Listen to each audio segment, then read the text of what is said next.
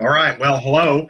This is David Burton and Amy Patillo with Greene County MU Extension, and we're kind of wrapping up our whole Brown Bag University series for the spring of 2019. And we're doing that with a little follow-up on rumor and gossip. We kind of ran out of time in our last session to do any role-playing on this topic because there was so much interest in rumor and gossip and how to do it well.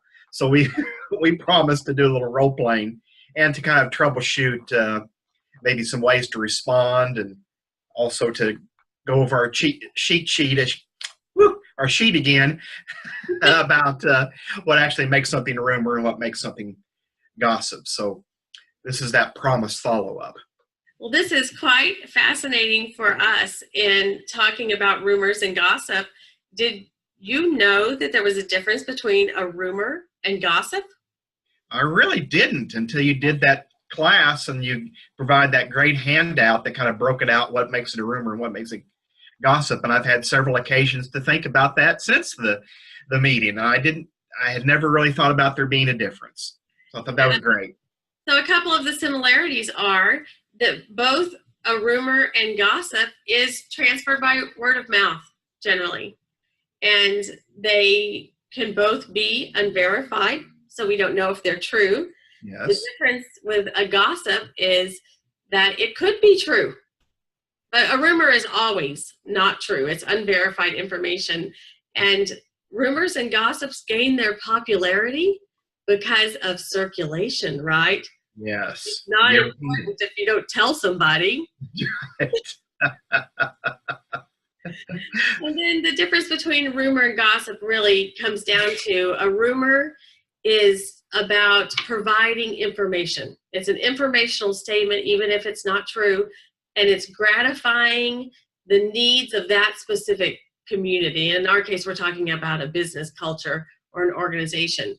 But it becomes gossip when it's tied to a person, and it becomes harmful to someone, or is a misfortune of others, or is slanderous or attacking. And so that's how we turn rumor into gossip. It's really hurtful to someone. Yes. Yeah. An important distinction. Yeah. So I have something I've been dealing with, and I really want to share that with you. I hope you have some good insight for me. All right. Well, let's give it a try. Well, you're not going to believe this, David. We had 75 employees here for an all-day training the other day. I was really busy and I had to rush back early from a meeting that I had just to make it in time to make sure everything was set up and that we didn't have any troubles with, specifically I was worried about the meal preparation and having everything set up.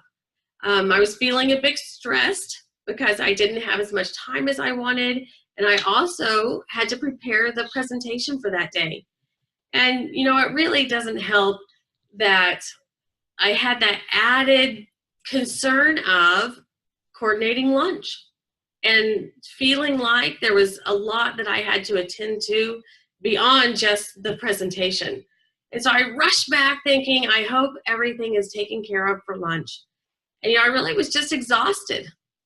And so I shared that with one of our colleagues, and I realized, am I gossiping? Is that something that I shouldn't be sharing? Sounds more like a rumor. Oh, well, okay, so how would it be a rumor? Well, it's not, you're not focusing on an individual. You're not talking about some individual that failed in their duties or did something wrong or maybe had other motives or things like that. So it's not about a person. Well, you're right. And I was trying to provide information that the struggle was all about having to provide lunch and recognizing that I didn't have time to take care of that. Yeah, yeah. And sometimes people think through a lot of those things out loud, maybe with a friend, and then it comes out, ends up being more rumorish when really they're trying to kind of think through the process or maybe looking for ways to do it better. And I think you've hit the nail on the head for me. You know, I was talking through that with our colleague because I was frustrated, but surprisingly enough, they had had a similar experience. And so that gave us the opportunity to talk through things that were frustrating and try to find a solution. But when we started that conversation back and forth, thinking back, I was feeling like, oh, I hope we're not gossiping. Yeah. Have you had a similar situation? You need a good example of gossip? Oh, sure. Please share the juicy details. Well, let's role play one out here. So, well, good luck. Coordinating the meal seems difficult for Tom. I mean, the last time Tom and I worked together, he volunteered to arrange the catering for lunch. He must really like pulled pork because that's what we had then too. And so just a heads up, you might want to plan ahead for the problems. We had people complaining about the food, and come to find out, Tom failed to even recognize special meal requests on the registration. In fact, I don't think Tom even cared. I mean, that's just the way Tom rolls. And there was nothing for the gluten-free meal. I mean, I thought it wouldn't be a big of an issue as it was, because isn't it just, I mean, it's just kind of a smart thing to do to always order a salad for someone as a backup. I mean, we did get a salad. It was special, let's see, a spicy pulled pork salad with mozzarella cheese and meat, black olives and barbecue ranch dressing. Hey, it was delicious, let me just say.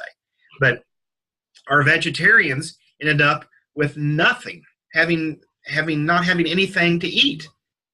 And so of all the main dishes that you could pick, pork, I mean, we didn't even have an alternative to offer. I thought for sure we would remember the office restriction on serving pork. I mean, you can find out people had requested for this particular program, people had made requests for kosher meals and vegetarians and dairy-free options, and that was just all ignored. It was just all ignored, like it didn't even matter. And then we had pork on top of it. I mean, come on. And I never let, I should have known this because, I've had so many bad experiences with him before and everything, but I will never let Tom be in charge of food for the department again. I mean, it's obvious. He's not detail oriented. He doesn't pay attention. I don't think he really even cares. And Tom's probably looking for a job somewhere else. I mean, he probably, maybe he's already interviewing somewhere. I don't know. I think maybe I heard that. It just doesn't seem like he's very interested. And from now on, I'm just going to do it myself. I end up having to figure things out quickly, and people were upset, and people were mad at me, and I was the one that was trying to help, and there were no other options for special meal requests, and I am just done with Tom. Well, I'm surprised. I was trying to not point fingers at Tom because he had volunteered to take care of the catering for me as well. And, I did share the story with you that I was so frustrated and I felt like I was doing it all alone. Tom called in that day and didn't come to work.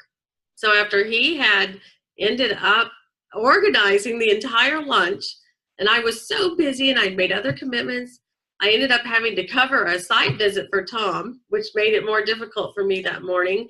And I hadn't shared that I really felt like Tom was the one that had dropped the ball. But now that you say that, I think that's what happened. Yeah, Tom's not a very good juggler. He drops lots of balls. Anytime you plan a big event, he's not going to show up. I hate for us to gossip about Tom. Well, he's earned it. He's earned it. Maybe he ought to show up next time, right? That's right. So I can see how the conversation that I had with being a rumor quickly moved into gossip when we had the same concern and the same issue. And that's our way of together figuring out that maybe we have some problems that we need to work through that are larger just than my event or your event. Yeah.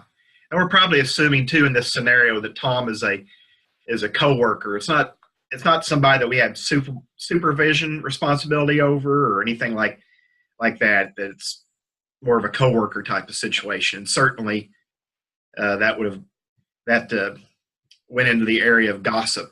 That second example. Yes, as soon as we mentioned Tom's name, we had a personal attack on Tom. We were considering the misfortune that we had in the situation. But obviously, we're saying in the future, we're excluding Tom from this process. Yeah. We also a bit attacked him and made it all about Tom, because I think here at the end, you and I agree, Tom's our problem. Yeah. Yeah. So that was a great example of rumor and gossip. I always appreciate David playing along. Fun scenario. Yeah, you're right. But in the end here, we did talk about how gossip earns a bad reputation in the office. And it's for reasons like this.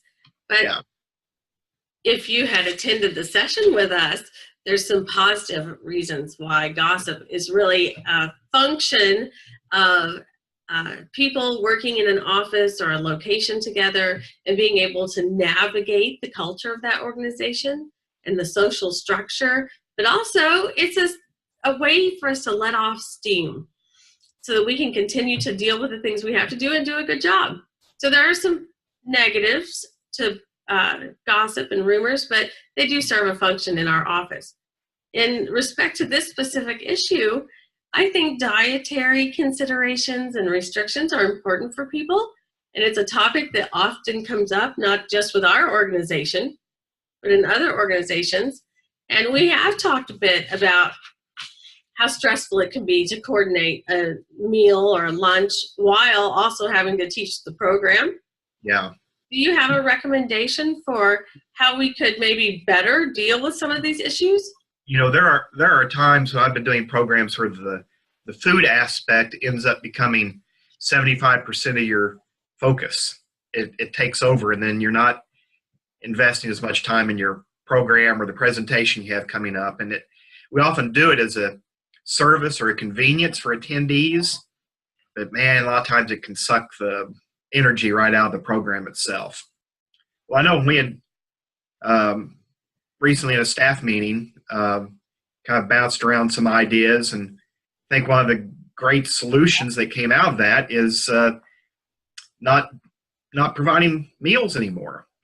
We're really looking more at taking that time period and giving people a list of close restaurants or convenience stores, things where they can get food.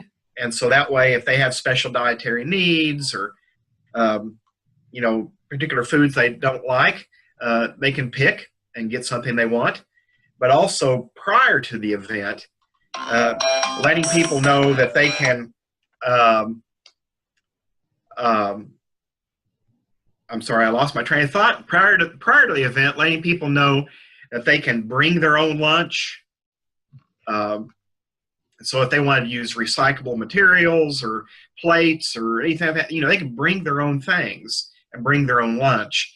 And maybe setting aside an hour for lunch for those that want to go out, but maybe we do a little bonus speaker or a bonus presentation of some sort during that lunch period for those who choose to bring their own meal in. You stay and we'll have this bonus discussion. Maybe it's just brainstorming or a networking exercise or something like that. But it's kind of a bonus for those who choose to stay and maybe choose to bring their own food in. Maybe we provide drinks. Maybe we still do a little afternoon cookie tray or something like that. But avoid this confusion and some of this dietary issues that seem to be becoming more challenging to meet. And a lot of this depends on your location. I know catering for us is kind of a problem sometimes, and logistics and things. So this seems like maybe an option that is worth trying this year for us.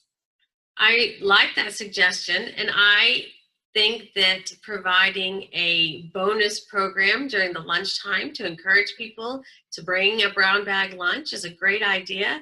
In fact, it's quite a novel idea that I've been really excited about since you had mentioned that. But one of the keystones of Brown Bag University for us has been thinking outside the box, bringing new solutions to age-old problems that we all face, that we can put them into a new perspective and provide information that people had never considered. And I have enjoyed this because we really took the information from the Made to Stick book that we did, and we turned that into a fun presentation about gossip. And it has been exciting, and Brown Bag University has really filled a gap in some of the work that we do, and I think we've had a good response.